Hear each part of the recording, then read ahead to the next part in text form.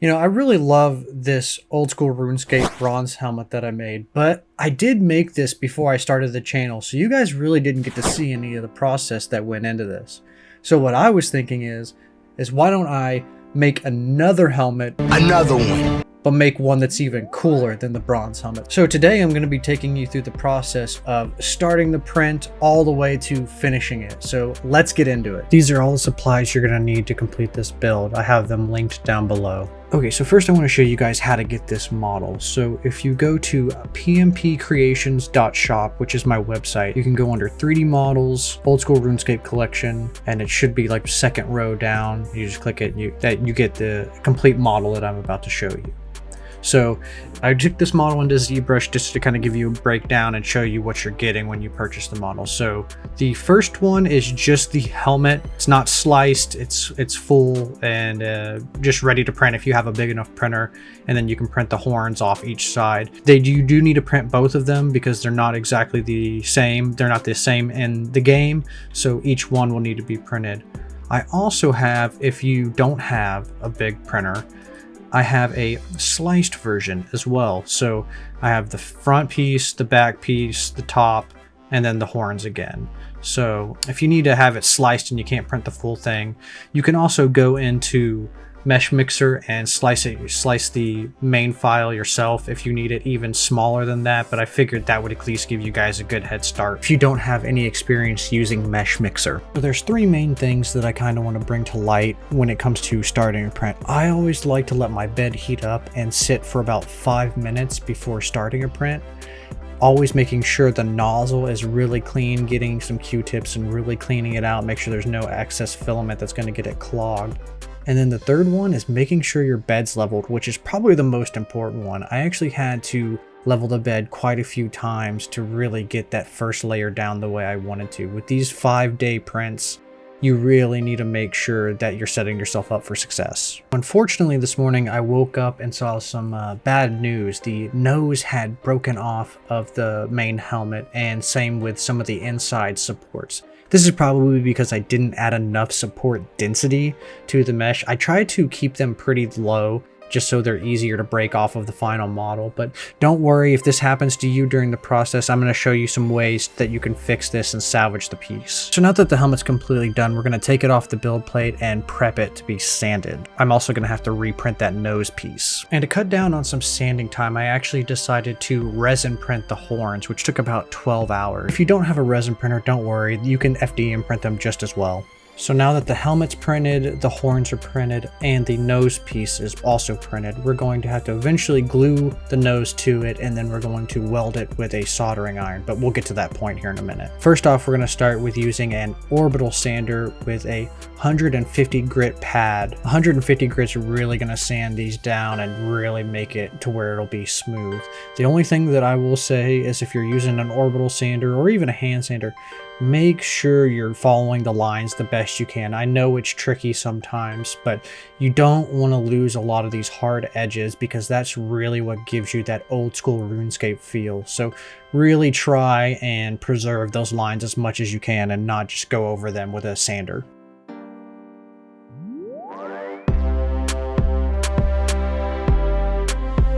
So now it's time to tackle this nose piece. So I'm using Gorilla Glue epoxy to glue the nose onto the helmet. And this is just the beginning part, just to get the baseline done. And then you'll see me here welding the nose piece onto the helmet. Now, this part of the process is pretty straightforward. Try not to gouge it too much just because it'll be more of a pain in the butt to make it nice and smooth going forward. But really the only thing you got to watch out for is you need a mask when you're doing this. These fumes are really toxic, so you need to make sure that you have a mask that can prevent them from causing damage to your lungs. After welding it, I let the nose piece sit for about 24 hours before I started sanding it down with the 80 grit sandpaper. And even then, as you see here, I'm holding it and really trying not to put a lot of pressure on it. But now it's going to be smoothed with the 80 grit and really trying to blend the pieces together so you can't even tell that it was welded. So once I'm satisfied with the level of sanding that I've done on the helmet, what I'm going to do is I'm going to take UV craft resin and then I'm going to resin the entire helmet so that it's all nice and smooth. That's really what's going to give it the ultimate level of smoothness. And I just use, like I said, UV craft resin with sponge brushes. And another safety tip here with the UV craft resin, make sure you're wearing gloves. This UV resin can really be toxic to your skin, and if you do happen to get any on you, don't freak out. Just go to the bathroom, go to the kitchen sink, wash it off with soap and water and really scrub thoroughly, and you should be fine.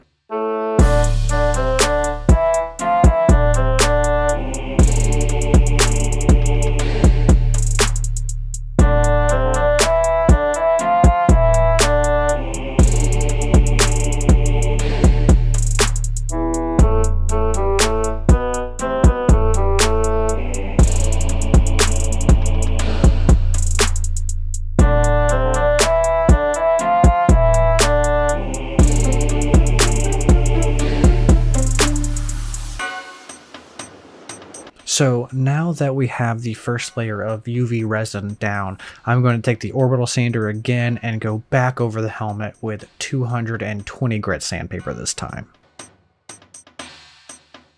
And then once I have it sanded to where I want it to, we're going to do the process again. It's just going to be rinse and repeat for the second layer of UV craft resin.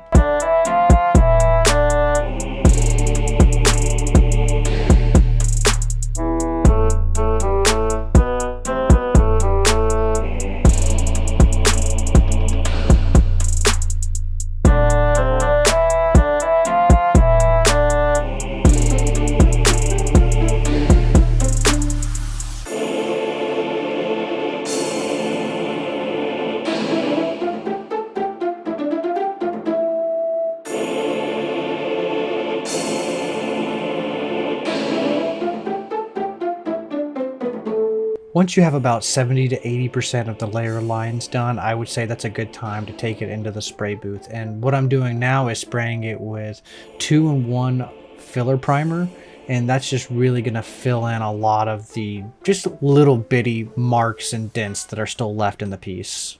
After the primer dries, we're going to coat it with one last layer of UV craft resin.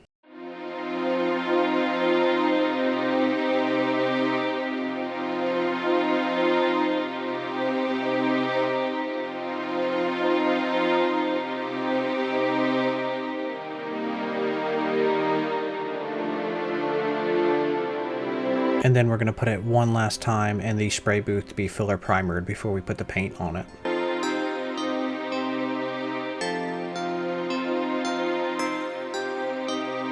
So to get that bright red color, I'm using Rust-Oleum Apple Red Gloss Spray Paint. And to start off, I'm just trying to get a good base coat down just so the paint can stick, and then I'm going to sand it with 400 grit sandpaper.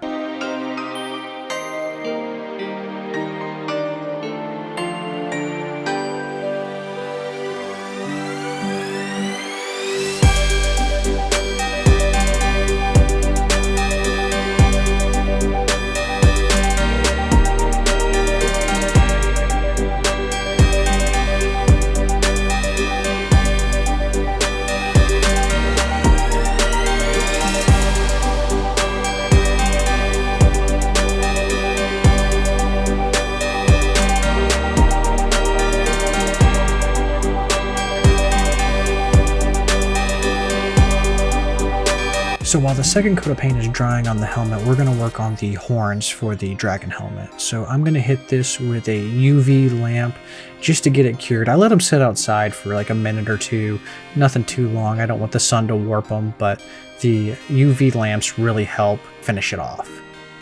And then after that, I'm going to hit it with 220 grit sandpaper to really smooth out anything that's unfinished. But for the most part, like I said, the reason why I resin printed these is there's not a lot of layer lines in it. So it's going to be a pretty quick sanding job. Now, you can just follow the exact same steps I did for the helmet if you are FDM printing these and using the UV craft resin to really smooth them out. And after hitting the horns with the filler primer, I hit them with semi-gloss white Rust-Oleum.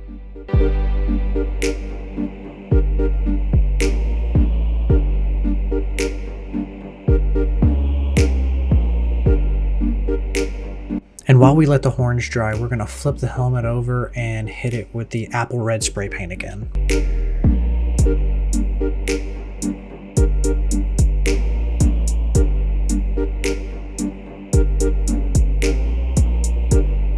while we're waiting for that final coat to dry, we're going to spray the horns one last time with the white spray paint again.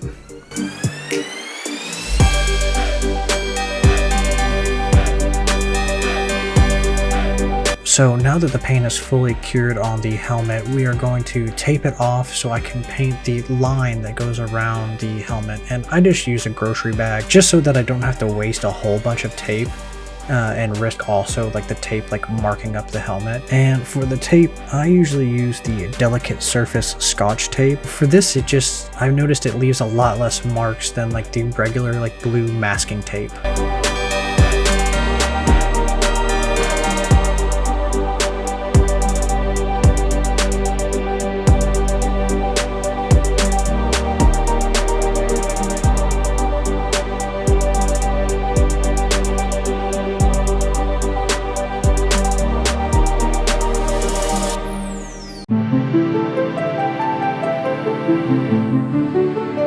So for the darker line, I'm using Rust-Oleum Gloss Cranberry. In my head, it was always like a darker red. Some people I know like to call the band around it black, but I don't know. To my middle schooler head, I always figured it was like a darker kind of cranberry, so that's what I went with. And I hit this band around the helmet with about 2 coats of paint.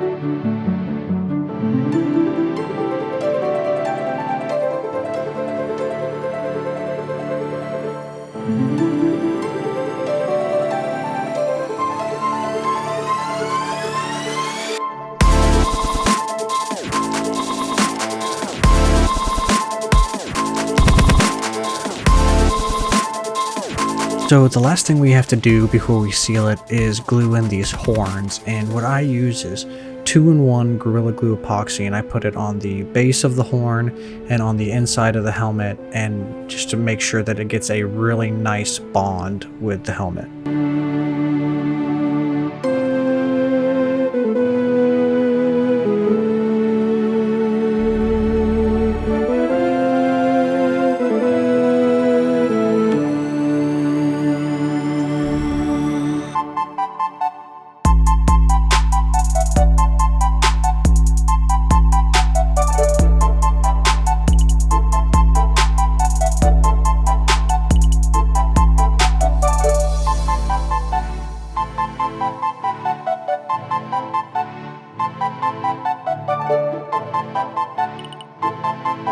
I always like to let my helmet sit for about 72 hours before I do the matte sealer on it, and I use Rust-Oleum Matte Clear Enamel, and this just really protects the helmet from getting really dinged up and scratched. I mean, if you drop it on the ground, nothing is going to prevent it from that, but I'm just talking about baseline stuff. Plus the matte sealer really gives it a nice finish, and to me, it really gives it that old school RuneScape vibe.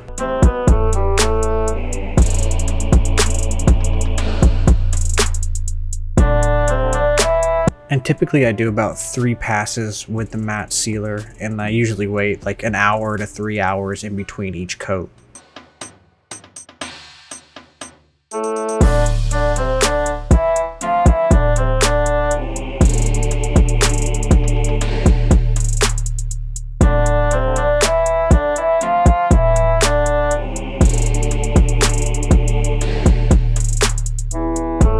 So I like to pad the inside of the helmets, just makes them a little bit more comfy, and I get these off of Amazon. I use the Universal Airsoft helmet pads, and the thing I like the most is that they're adjustable, so they come with little foam Velcro pads that you can take the pad off and readjust it to fit your head exactly how you want it.